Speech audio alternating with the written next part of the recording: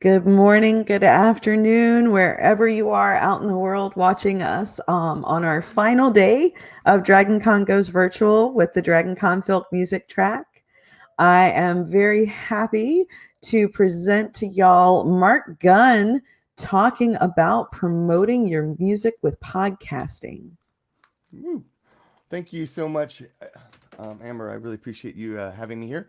And this is, of course, promotion with podcasting, which is going to be um, something that I've fallen in love with over the years. So I got started podcasting in 2005.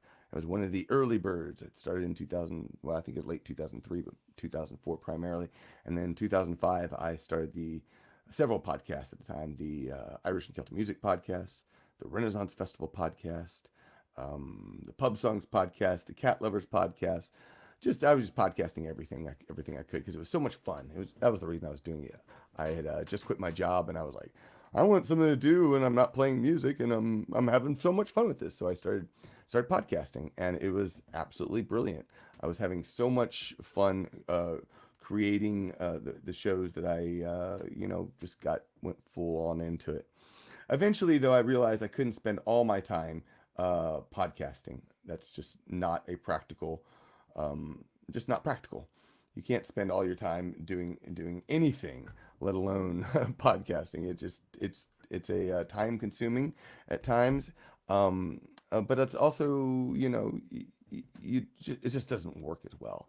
Yes, you will find those times when you are able to make money with podcasting. I won several awards, 3 podcast awards with the Irish and Celtic Music podcast, and it's been a lot of fun creating these podcasts. But how do you go forward with it? How do you make a living with podcasting? When you might, or how do you at least be able to promote your music with podcasting? That's the question that I decided to address with this little video. So first off, let me welcome Sean and Carol. Thank you so much for dropping in, and so I want to get into the very first why podcasting should be a priority for musicians, and I do think it should be a priority. Obviously, when you're talking about any sort of media or consumable media, there is no, in my opinion, right answer. I don't care if you're doing videos or podcasts or blogs or social media. Different things work better for different people. For me, like social media, I despise social media. I think it's a time suck, and therefore I don't want to spend all my time doing that when I could work on other things that I feel like are more lasting. Social media, things are gone in a second, but with podcasting you can do so much more. And so here's some of the reasons why I think it's important to be podcasting. Greetings, Matricula. Number one, personable. Creating a podcast creates a very strong bond between the listener and the podcast host. You develop these loyal audiences and you develop a rapport with fans because there's so much content that people can listen to you, get to know you. It's just amazing the personal connection you can sort of create. You can do the same thing with video. Video is, I think, probably even more powerful to doing that, but it's more difficult also. With podcasting, number two is convenient and easy to consume. I walk around with my phone everywhere. I have my earbuds, my AirPods that when I'm running or going out to do running errands, and you can listen to them anytime, anywhere. It's such a wonderful, simple way to create convenience and easy to consume. Number three is it's pretty low cost to create and run. Now you can do it with just a phone. You can create a podcast just on your phone, recording wise, that will sound really good. My iPhone has a good speaker, a good microphone on it, and I can create a podcast while I'm driving the car. and I have done that many times. You can, but if you want to spend a little bit of money, up to $100, you can make a pretty good podcast. As musicians, you probably have some sort of gear already, so all you have to do is get into your computer and edit it. If you even want to do that, it's all up to you. There's a lot of dependence on how much time you want to spend on things. Greetings to Moose. Number 4, it is on demand. This is very important in this day and age. People like things that are on demand. Again, when you can find the episode, the theme, the title, whatever it is you want to enjoy, it's all on your phone. Very easy to quickly download and access. It's spectacular. Number 5, it's quick and easy. It offers quick and easy content to promote your music, and we'll get into that in a little bit. But it's a great way to basically promote your music, and this is depending on how you choose to do so. Number 6, low competition. There are not as many podcasters in the world. Yes, every 3 to 5 years, there's someone saying, we're in a new wave. This is the ultimate wave of podcasting. And it's not. It's the next wave of podcasting. But people get excited and people start consuming. More and more people are consuming podcasts around the globe. Every day, every year, so it's pretty fantastic. It also is number 7, establishes authority as a thought leader, if that is the type of thing that you're doing. Number 8, it's still growing in popularity, like I said. And number 9, social media is failing. It requires, like I said, too much time or money for advertising if you decide to spend it in that format. I told Matricula yesterday, social media. I don't like social media, and yes, it is all about being social, which is not my strong suit. But more than anything, it's also a time suck. So you have to look at it from that perspective. Now, obviously, there are challenges for podcasting, and I think it's important to point those out. But we're going to also talk about how you get over some of these. It is difficult to actively engage in. One of the big challenges of the podcasting is that it is a passive thing. People are listening to you. Typically, they do not respond to you. Sometimes, if you're lucky, they might click a link in the show notes. Most often, that's not the case. So you can find ways to get them actively engaged, and we'll talk about that hopefully in a little bit. Number 2, it's difficult to create a big audience. The average number of downloads per episode is about 150, and that's 50% of all podcasts, or you get about 150 downloads within like a month. These are stats that I got from the Libsyn's The Feed podcast. So it's not a huge audience, but you have a potential for creating something a little bit bigger. Number 3 is creating a recording schedule. Podcasting, like most things, is ultimately about consistency, and you have to make time to do just that.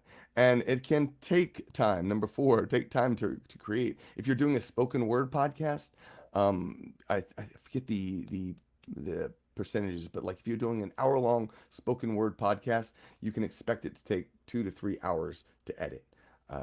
If you're doing a 10-minute one, 20 to 30 minutes to edit. So depending on how much time you want to spend on it, that's how much time you're going to have to take on it. Number 5,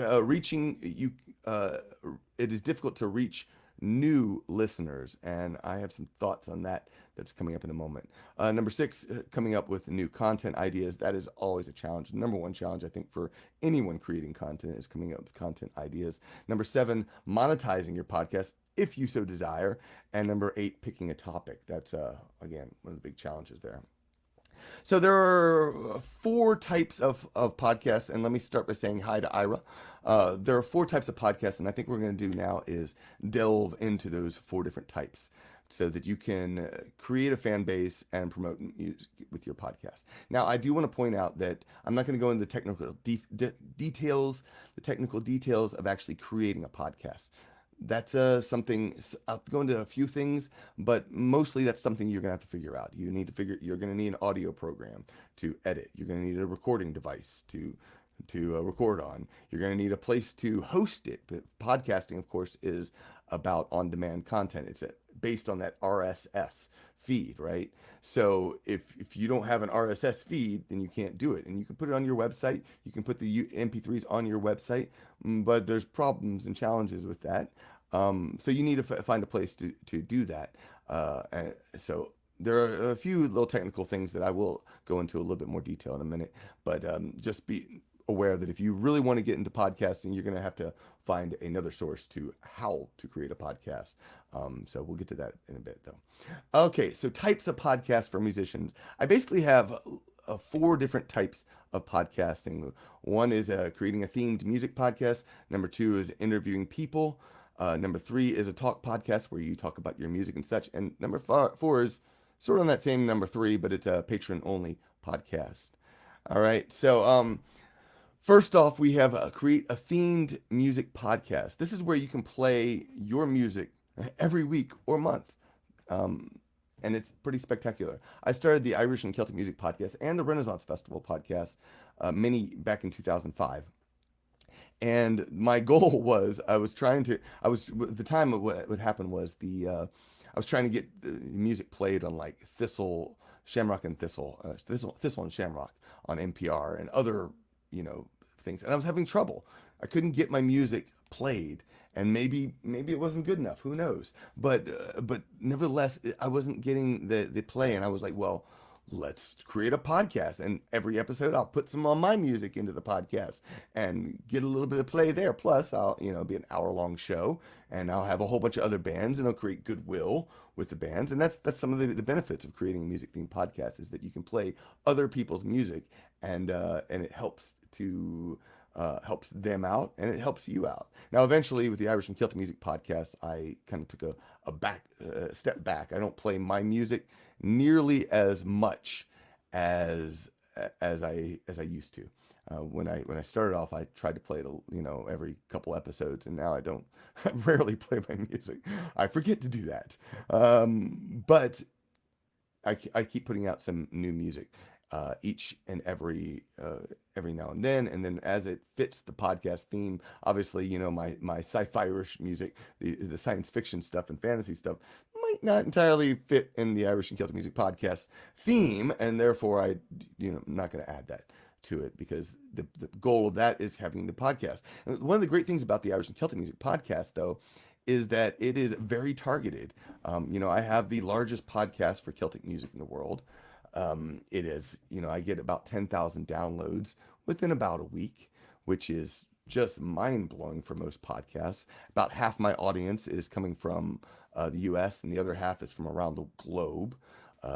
It's just kind of spectacular. So I've learned a lot on how to basically do that, and I strongly encourage and recommend this style of podcasting, because again, it helps others and it helps yourself in the process. It's a very valuable thing. The challenge is the copyrights. So podcasts run under the same copyright as the standard royalty rate for copyrighted music. So if you want to, technically speaking, if you have a cover song that's in your podcast, you are supposed to pay 9.1 cents per download of that show. So obviously, with 10,000 downloads of the Irish and Celtic Music Podcast, and 12 to 13 different tracks on the podcast, it is not financially feasible. And so my workaround has long been where I contact artists directly. I ask them for permission to use their music without paying royalties. I make that very clear that I can't pay royalties, because I forget the amount, but it comes out to like $700, $800, $900 per episode to put out a podcast in order to do that. Now, my podcast does make money, but it's not enough to even cover that. So that's just not an option. But what I do instead, what I do is I tell them I will give them some promotion. I will promote them. I put them on the website. I include their URLs. I tell people. One of the big things is educating fans to say, hey, if you want to. If you enjoy this music, support it. This is super important. Support the artists who support this podcast. Buy their music, merch, and downloads. Follow them on Spotify. Tell a friend, whatever. I found education as another big feature, which I didn't list earlier. education is a very big feature for podcasting, and you got to educate people on how to do this. Now, if I was to do my Irish and Celtic music podcast today, what I probably would do is shorten it. I'd probably move it down to a 30-minute show once a week, and then then you run less of a risk of running into copyright issues, and while still creating that community and that bond that people love. I'm not going to change it ever. I've been doing the show for 15 years, and it's not changing. But nevertheless, if I was to do it again, if you're starting wanted to start a themed music podcast, I'd say do a 30-minute show. Do it once every week, or every 2 weeks, or even every month, depending on what works for you. The great thing about the Irish and Celtic Music Podcast, when it comes to like editing and stuff, it's about 8 to 10 minutes of talking. Probably less, probably more like 5 to 8 minutes of talking, actually. And then all I have to do, because I script everything out, and I talk, I create this nice, friendly, relaxed atmosphere, and I promote the bands. And because of that, it doesn't take much time. If we remember my numbers, where I say if you spend about 5 minutes of editing, and then you multiply that by 2 to 3, 15, 20 minutes, basically it takes about an hour, I think, to create an entire episode of the podcast. I now have an engineer who edits my shows, and he spends about an hour editing that podcast, putting it together, and creating something special for you. And then I handle everything else. So that's a very important one. Is it doesn't take much time. All you have, the time it takes, is you creating an archive of music that you are allowed to play. Again, if you're doing cover songs, you're running in the risk. Oh, and that's a very important part of this also, is that pod safe music. Pod safe music. When I say pod safe music, it means music that either you wrote entirely, it's entirely public domain, or that's about it. If it's a song that someone else wrote, you don't necessarily have permission. If they gave you permission to put it on your CD, that doesn't mean you have permission to have it played on the podcast. Now, I am a little bit loose on that with the Irish Celtic Music Podcast, but I try not to be. If I find a song by Andy M. Stewart or Doogie McLean, I don't typically play it, because it's a cover song, and that technically means I have to pay royalties, which I cannot afford to pay, as we talked about earlier. But yes, I would recommend doing a 30-minute show. Find bands that are similar to you. You've been talking about 5, 6, 7 songs that you had to put in there. You can talk about your music in some of them when you're playing your music. And if you could put it out like at once a week or every 2 weeks, it's pretty fantastic and easy way of doing it, of building a community. We didn't go in. I didn't do that yet. But okay.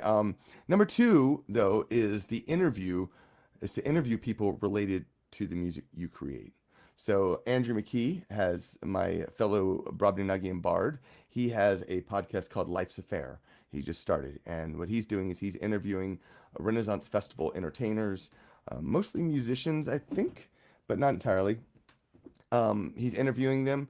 And the great thing about this type of podcast is, it creates an emotional connection, because here you get to talk to someone about something, and you get to have a conversation, and someone gets to hear your conversation.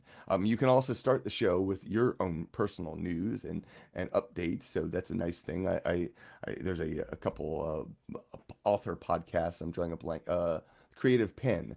I love how she does it. She spends like 5-10 minutes talking about what's new with her and how to support the podcast, and then she has an 40-minute interview. I find the intro part the most engaging and exciting for me, so that's the part I listen to usually.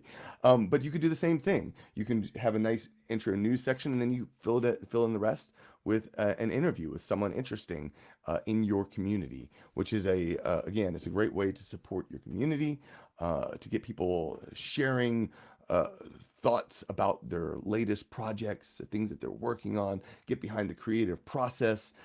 That is something that's obviously great. One of the best things about podcasting frequently is education, being able to educate someone, um, to learn something, something really cool.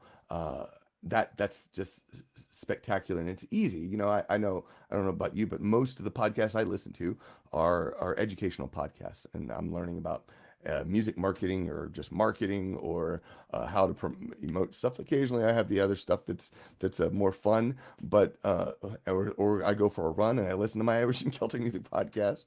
But it just varies. But nevertheless, having that engagement, being able to talk to someone about something that you love, that you jointly love, and that it's a great way to create excitement in a podcast. Number three is the talk podcast. This can be one of the easiest. I should point out, number two is the editing is the rough thing about that. Depending on how much you decide you want to edit, you have to work out a situation, figure out how you're going to edit the podcast. Because if you're talking about an hour-long show, again, it's going to take 3 hours to edit. Therefore, you have to be prepared for that. Sometimes, if you're editing on the fly, you can start marking where you need to do the edits during the interview, which is works well. So number three again is the talk podcast, and this is where just basically you and your microphone. This is the easiest podcast to create. Technically speaking, you can, I do some podcasts like this occasionally, and I'm talking for five to 20 minutes on a topic. I usually don't do much editing. It's a pretty easy way of doing it. Sometimes I will, just because I realize if I don't have a good script, I get lost and start rambling on about random things, and then going off on tangents, which some people will enjoy. But this is the great way to promote your particular music, because you can do a podcast about your newest song. You can do a podcast about how you went to a gig. You can do a podcast about traveling on the road. There's so many themes and ideas that you can do. And of course it doesn't require as much time or effort to create and whatnot. The number four one is, again, it's on similar to number three, is the patron only podcast. I mention it because I love what Mikey Mason is doing. He had a podcast that he was putting out, the beer powered time machine, and he decided to let it go, and instead he started doing a podcast, I think weekly, and but he puts out like one episode a month in a public feed, and then the rest are private, just for his patrons.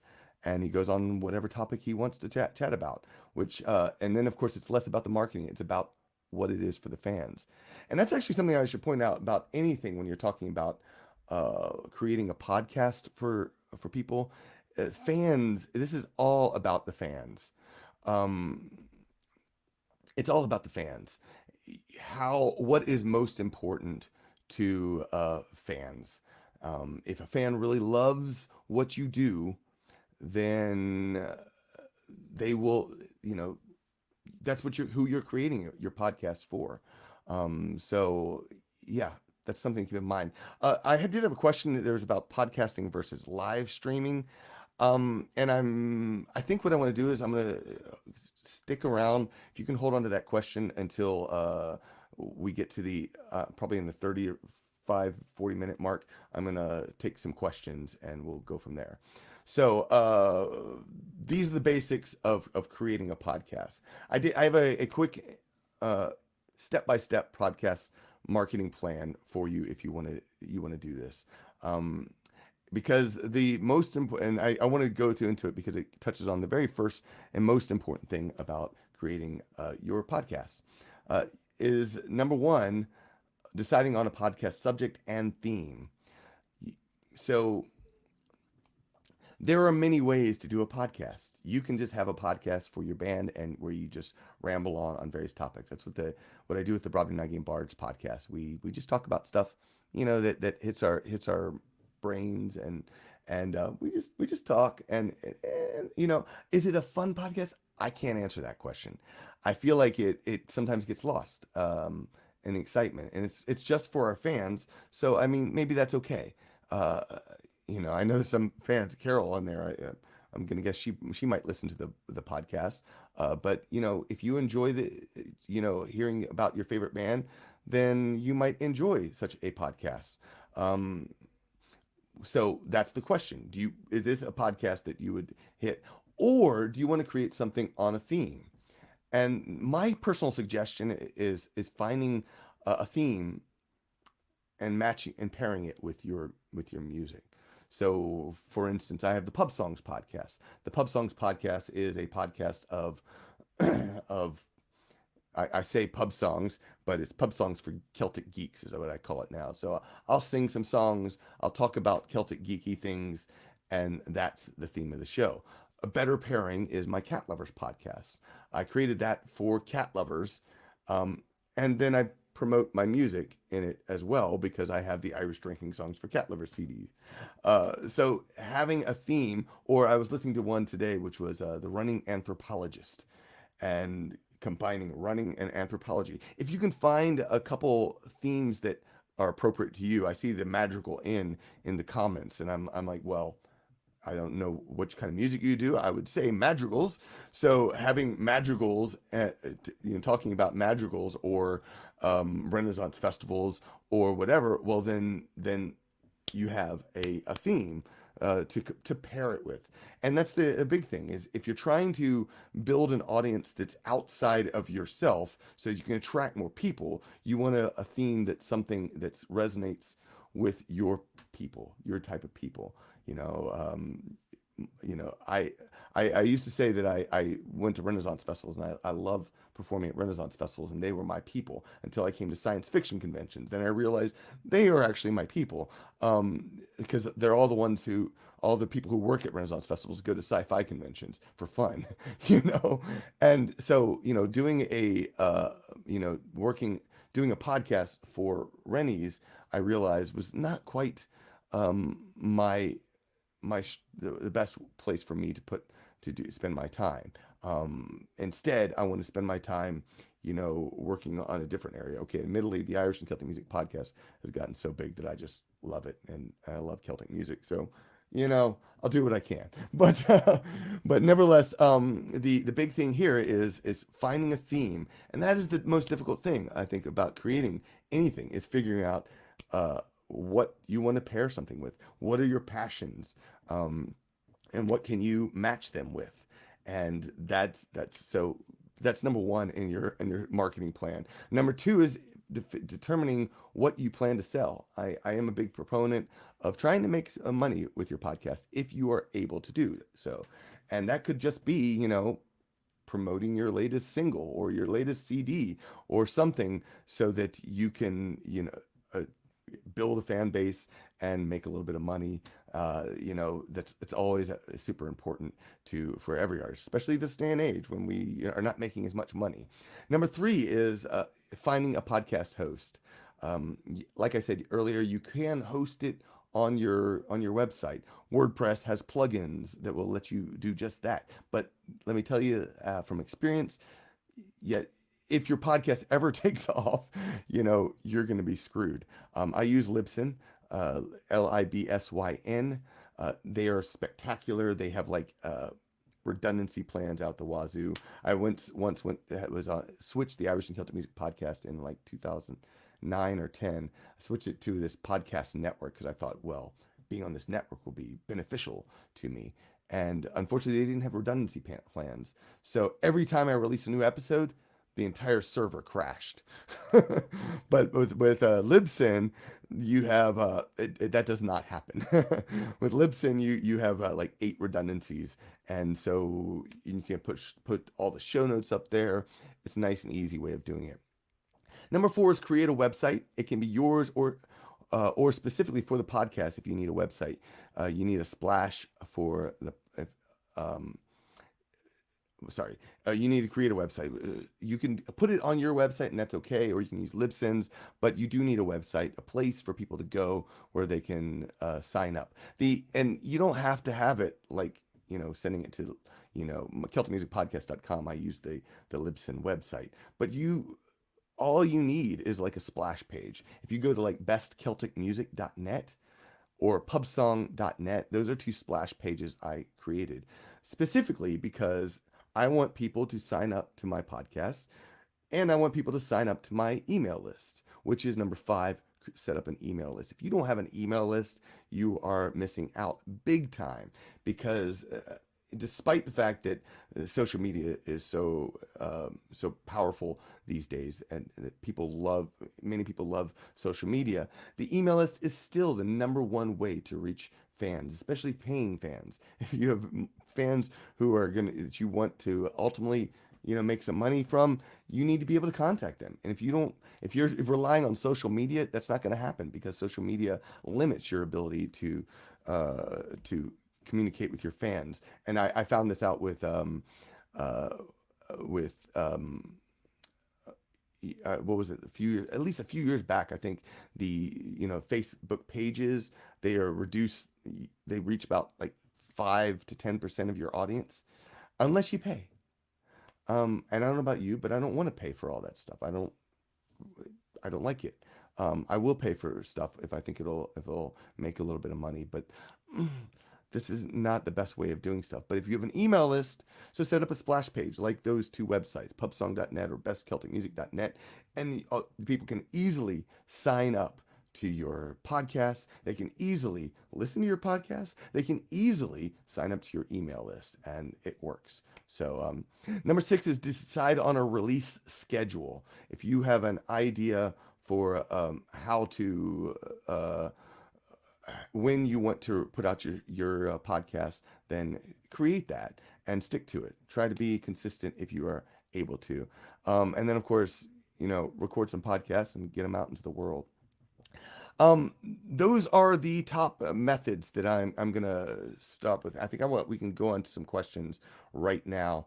And I think what I'm gonna do is also I'm gonna put this together um, as a document over on Google Docs. I'll post it to the notes, the comments, um, after this is all over. So you can see all this information that I just ran through in a super spectacularly fast method. So let's get into a few questions, and I'll try to expand on some of the things that I've already talked about. First, Mark Smith says podcasting versus live streaming. So first off, you can do both. Many people do just that. They will interview someone live and then turn it into a podcast. I do that sometimes with my Pub Songs podcast. Actually, there's a show, a Pub Songs podcast live streaming show that's happening right now that I'm pre-recorded, and it's streaming with the digital media track, and that show will be coming out on Thursday on the Pub Songs podcast actual stream or feed. So you'll be able to listen to that there. Now, I do like. I don't do that with all of my shows. I tried it for a little bit, but I realized it was creating a barrier. One of the challenges with anything is you got to create. You can't let things stop you from getting stuff out there. And if it's going to stop you, then you should stick with one thing or the other.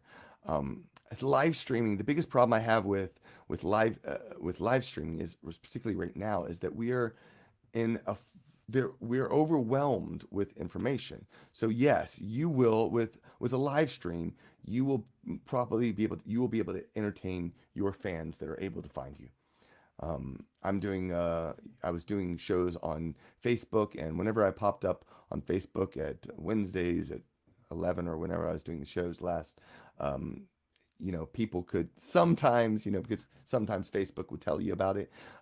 People would go watch the show, and they could watch it. But the problem with like in social media and live streaming on social media is that what happens after that's gone? It's pretty much gone.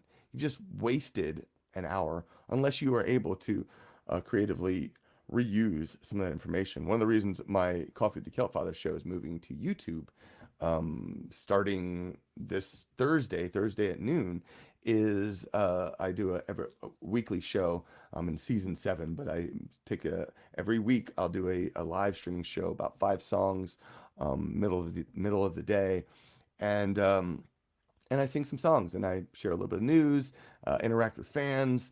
Um, and it's a fun way of doing live streaming. But the reason I'm moving it to YouTube is because YouTube is number one, a video streaming platform. People on Facebook, they just drop by and keep going most of the time.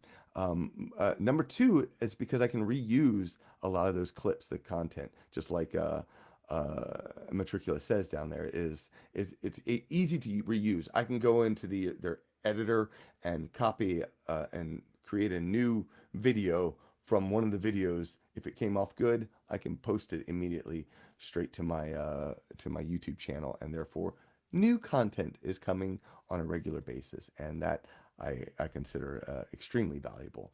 Um, but as far as so, I the other aspect versus podcasting versus live streaming is that podcasting is longer lasting. Um, in general. This is the type of thing, people, yes, you can do those shows, but most of the time people aren't going to sit there and watch, 50 hours of shows, uh, sit at their computer or on their phone and watch 50 hours of shows. Whereas podcasting, you're more likely to actually. People binge listen on a regular basis. This is something that's really big in the podcasting community. I have the Irish and Celtic Music podcast has 475, 76 episodes, and people will listen to them start to finish, start to finish, start to finish. Some of the fans there have been listening to for so long that they've listened to them like 3 or 4 times, all 476 episodes. Again, that's powerful.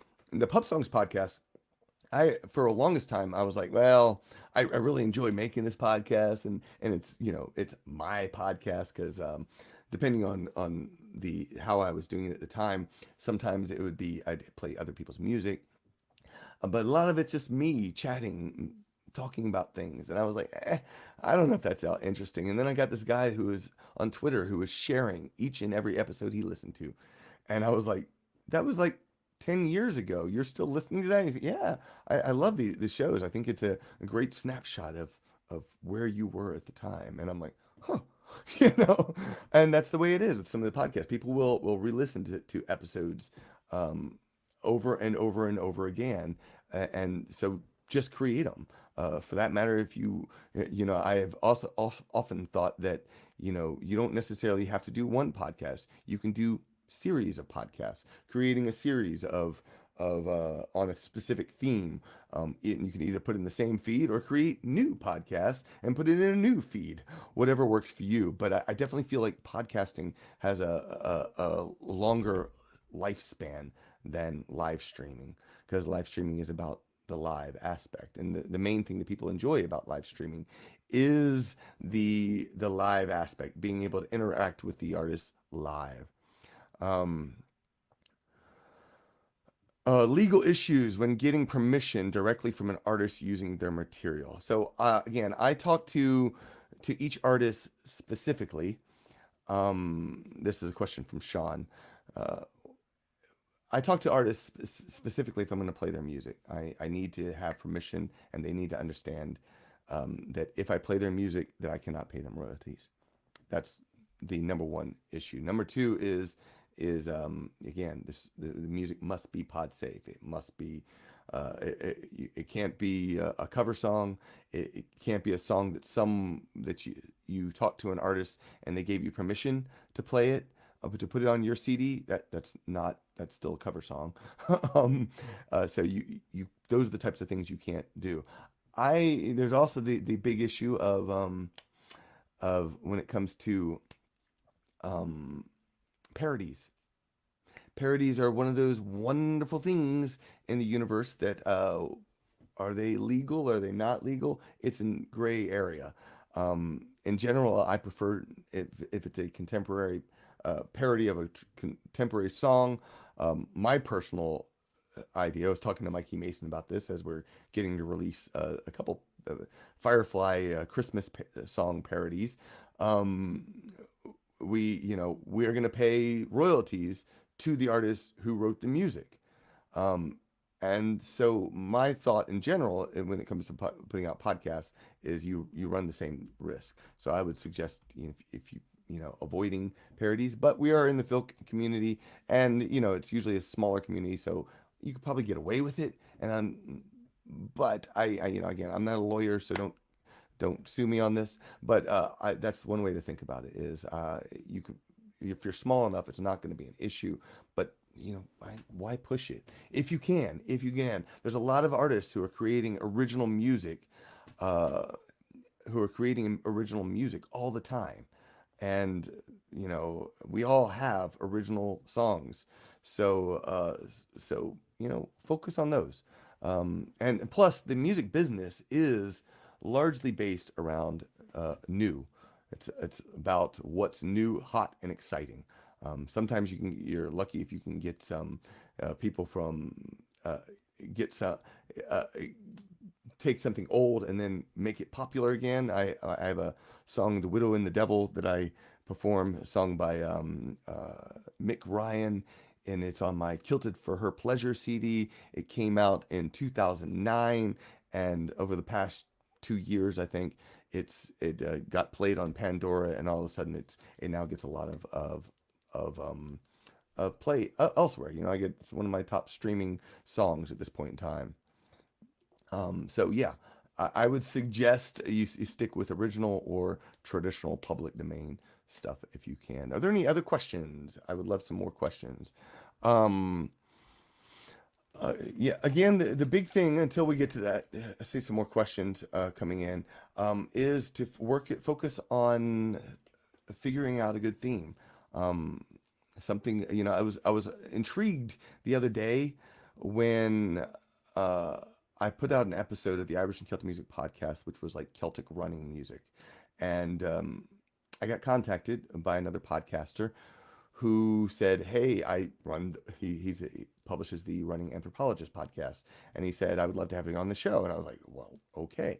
And that's another thing, a way to think about it is if you can create a theme, either episodic or as a concept for your show that will get you more listeners elsewhere, running and music, or a specific game, a specific Firefly and music, and Mikey Mason and I do a podcast called In the Verse, song crafting for the Firefly universe. And, we write songs inspired by Firefly right now. Eventually we'll move on to some other stuff. But that is a specific theme that will attract people to our show, and having something specific that you can attract people and get people engaged and excited and wanting to hear more, then that's an important thing. Writing songs on your favorite your fandom, that's a wonderful theme to work with. So yeah, do we have any other questions? Let me know if there's anything you'd like to chat about. Um, how do you deal with burnout? Order writes, how do you deal with burnout, and or when you think you've run out of ideas of what content to put out, or you can't line up guests? What do you do the rare moment when you don't have anything to put out? Great question. Thank you. So I mentioned earlier that it helps to create a release schedule. I try to plan all my episodes ahead. I use Evernote, and I list all the show numbers, and I try to put different theme ideas. Now, with the Irish and Celtic Music podcast, I don't do many themes. I have found it very tedious, more difficult to create. Um, it is very difficult to create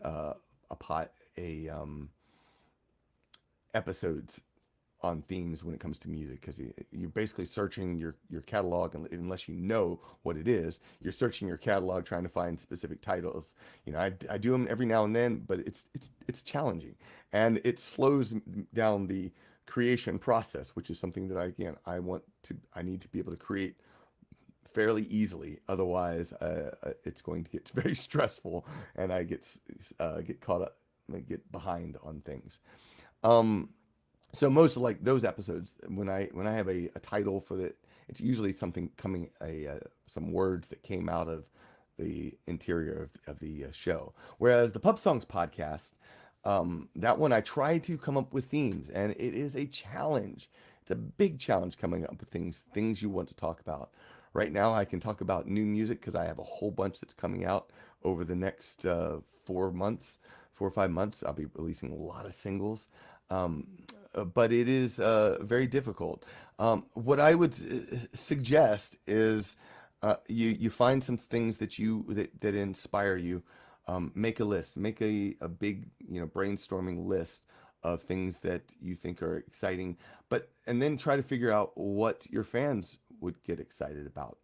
Um, that's the top of the things. I know Matricula, has clown, dresses as a clown on shows, and being able to, doing an episode about clown makeup uh, might be a thing, or a clown character. Finding keywords. That's the other interesting thing about podcasting also, is it takes you back about 10, 15 years. Back in, I think it was like 2007, Google started changing its search engine formula.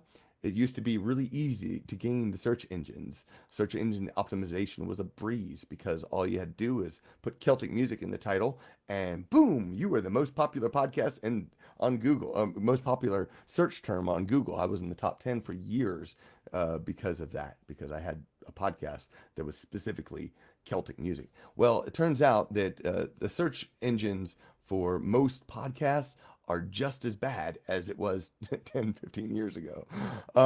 So all you have to do is use a very related title. Use words that are specific to something. So St. Patrick's Day is a very specific search term that will come up. Celtic music, Irish music, clowns, but then combining it with something else, keeping it simple. Also, you don't have to go into detail, although intriguing titles also often help as well. Promoting your music with podcasting might be good on a music business podcast. Be probably a good one to do the same thing that I'm doing right now. But I would say you make a list. Make a list of things that you find interesting, uh, and then work on it. Now, again, the Pub Songs podcast, what I've have gone again through many different phases, trying to find something that I feel works for me, that gives me something easy to talk about, versus plus something that is engaging for my listeners. And again, the podcast, remember, the podcasts are not about you. They are for your listeners. And that is a often misconcept when it comes to most people. They forget that it's not about you, it's about the listener. So you've got to find things that will, and if you have a good solid theme, then that's fantastic. Make a quick note here. If you have a fantastic a theme that you can work with, then go for that. Build on that. I have found that, like, when I started the In the Verse podcast with Mikey, I would try to come up with these keywords that were relevant to the episode, or the songs that we created. But then later I changed it to just list the episode title, and it worked better because some people are going to iTunes and searching for Bushwhacked, and they come up across Bushwhacked. Oh, look, there's a podcast about Bushwhacked called In the Verse. Oh, hey, I want to listen to that. So you got to think in those terms about how to put that together. But again, it's very basic search engines, and they're not very strong, and they're not very powerful, so just keep it simple. But and I should point out that if your podcast is not on Apple Podcasts, you are missing out on 80% of the traffic in the world. So you need to be on Apple Podcasts.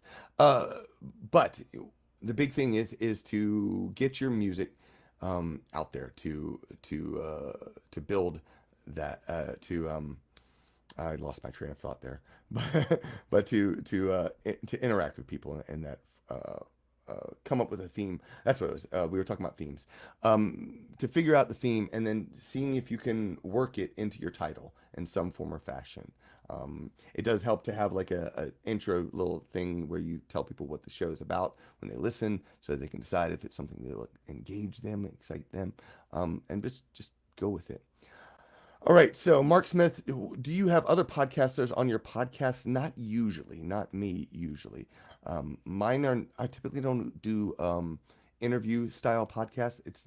I don't feel like I'm a good interviewer, and so I like being on other people's podcasts. The only way they're gonna be on mine is if they are, have music, and I end up playing them. So that's typically the way it is. There you go, Clown Life. I like that, Madison. um, um, but yeah, in general, that's not my big thing. The other thing that it struck me, I mentioned earlier that one of the challenges of of podcasting is actively engaging your audience.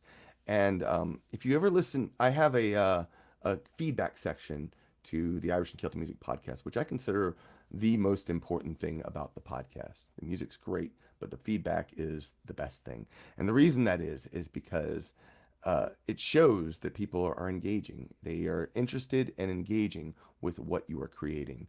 And so what I like to do is to actually engage, find ways to get people engaged. And what I would highly recommend, if you go to the CelticMusicPodcast.com, go look at the feedback where I say, it's written down there in the Celtic feedback at the bottom of the show, and it says something like, "What are you doing today while listening to the Irish and Celtic Music Podcast? You can send a written comment along with a picture of what you're doing while listening. Email to CelticPodcast@gmail.com."